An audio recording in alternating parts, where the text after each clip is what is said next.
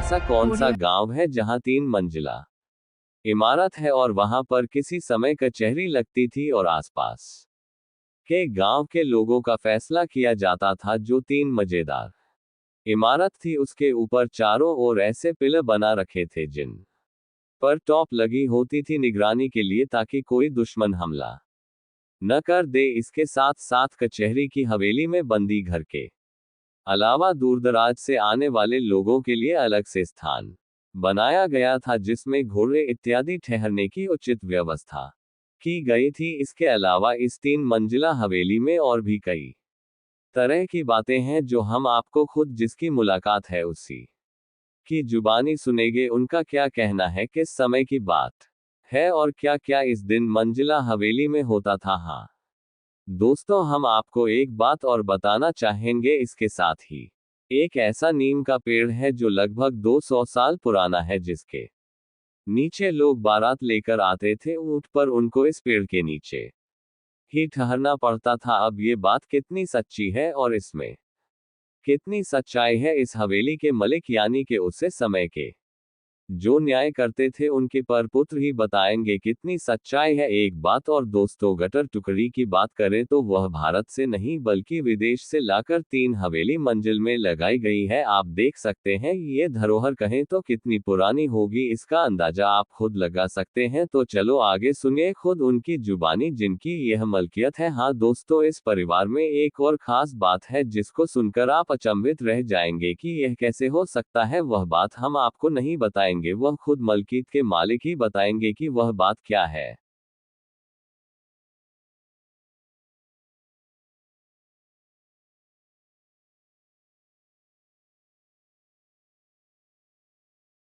से महिपाल सिंह विजयनिया, सपुत्र है श्री मनसाराम।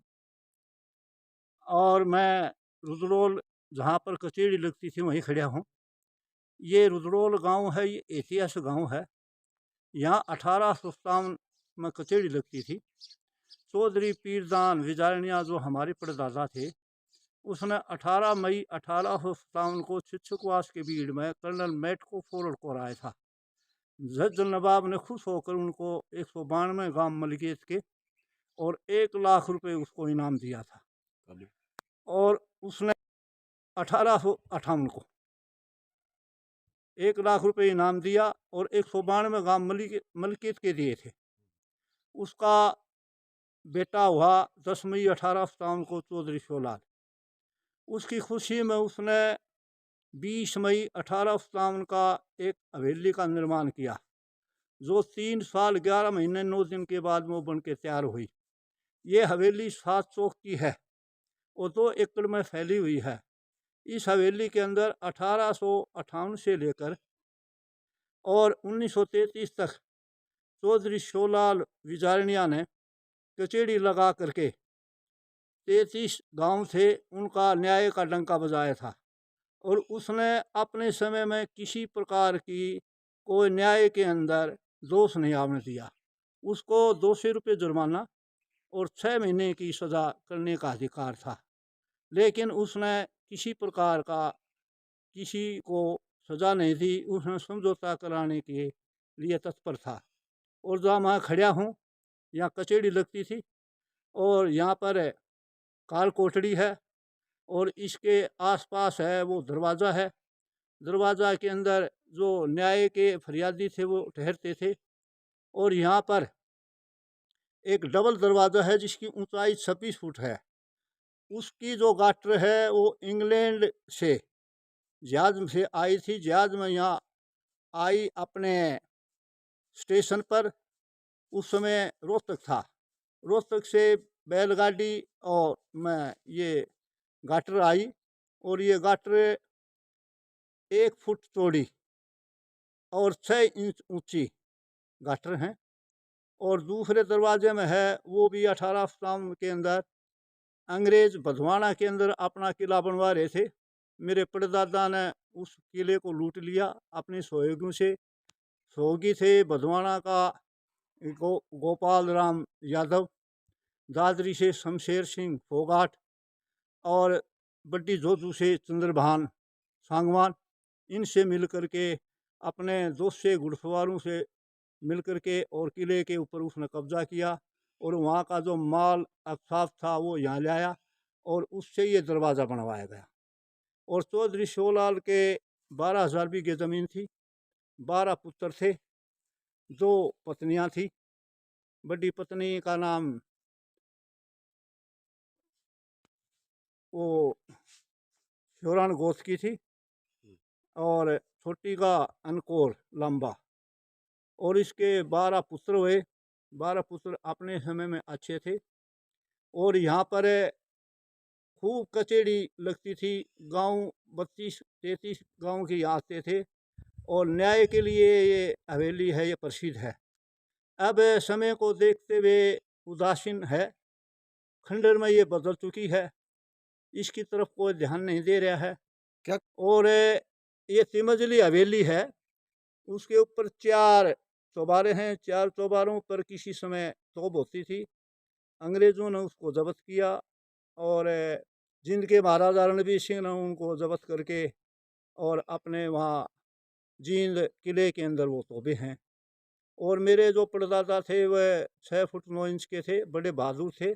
और मेरे दादा शिवलाल थे, वो भी 6 फुट 8 इंच के थे और वो बड़े एक तेज छवि आदमी थे। उन्होंने अपने समय में बहुत ही न्याय किया और 2 खापें साथ मिलते हैं। पूर्व में सागवान खाप है, पश्चिम में शोरान खाप है। दोनों खापों के अंदर उसने रह करके अकेले ने अपना राज किया है।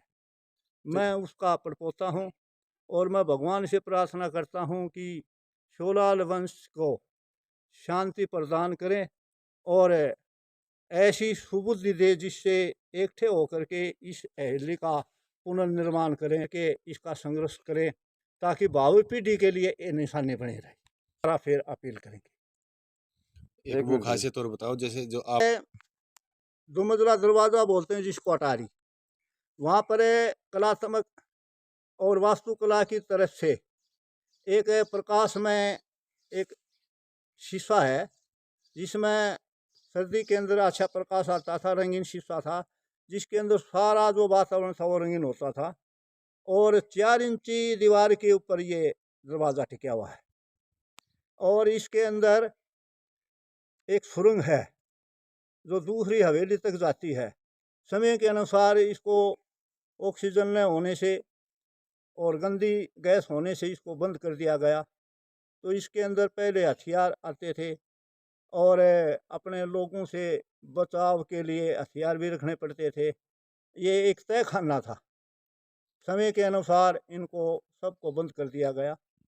अब ये खंडर हो चुकी है। तो सरकार से हम ये मांग करते हैं कि सभी प्रसन्न नहीं हैं, यदि राजी हो गए तो हम पुरातत्व विभाग को देना चाहते हैं ताकि इस धरोहर को सुरक्षित रखा जाए। जींद का महाराजा रणबीर सिंह यहाँ शिकार के लिए आया था 1931 के अंदर। मेरे दादा शिवलाल ने एक टांग पर खड़े होकर के कहा, महाराजा अंधा था, आप पहले मेरे पुत्रों की शिकार करो, उसके बाद में हिरणों की करो। जींद का महाराजा इतना प्रसन्नचित्त होया कि वो वापिस चला गया और उसने अपनी ज़िंदगी के अंदर शिकार करना ही छोड़ दिया। सिंह विजयना रुद्रोल से मैं कचेड़ी के दरवाजे चबूतरे पर खड़ा हूँ। मेरे ख़ानदान में एक रोचक अजीब बात है। मेरे जो पूर्वज थे वो पहले ही बता दिया करते थे कि हम इतने उम्र में इस दिन जाएंगे और कोई भी हमारा पूर्व है बीमार होकर के नहीं गया है। सभी तंदुरुस्त हैं, थे 6.5 फुटे। और मेरी जो मूर्ति है वो 23 मार्च 2040 की सुबह 10:11 पर है। पहले ही बता देते हैं, कोई तंदुरुस्त हैं, कोई बीमार होकर के खाट के अंदर पड़ के नहीं गया है। मेरे इससे पहले भी मेरे पिताजी ने बता दिया था कि मैं 13 नवंबर 2006 को सुबह 10:11 पर जाऊंगा। उनकी ये बात सत्य सिद्ध हुई। मेरे दादा ने भी ये बता दिया था कि मैं 82 साल 2 महीने 9 दिन को होके जाऊंगा, वो भी उसी टाइम पर गए। मेरा काका ताऊ थे वो भी सही टाइम पर गए और कोई भी बीमार होकर के नहीं गए। मैं इसको भगवान की तरफ से एक अच्छी गिफ्ट मानता हूँ जो बिना किसी रोग के और बिना किसी तकलीफ से इंसान जाता है वो सबसे ज़्यादा भाग्यवान होता है। ये एक देवी शक्ति है। परमात्मा की देवी शक्ति है, वो पहले से ही सूझ जाती। कहते हैं कि पहले ही आदमी को सूझ जाती है, भाई मैं इस टाइम पर जाऊँ। वो बात उनको सत्य सिद्ध होती है, इसलिए 7वीं पीढ़ी है और पहले से पता चलता है। तो 1120 का है। और ये मेरे परदादा चौथे 5वें नंबर पर थे, दादा बख्शी ने ये नींव लगाया था, जो 1820 में बालोट राजस्थान से आए थे यहाँ डांगू की देर पर, और ये अब तक सुरक्षित है। और इस नीम के नीचे हमने निमोड़ी भी खाई हैं, दिन के अंदर आराम भी किए हैं। यहाँ पर 50-50 ऊँट बैठते थे, और यहाँ पर जो भी बारात आती थी इस नीम के नीचे रहती थी। यहाँ पर बड़े आचार्य समाजी प्रचारी आए थे, और ये एक ऐतिहासिक नीम है। अच्छा, 105 साल की एक औरत है, 105 साल की औरत है यहाँ।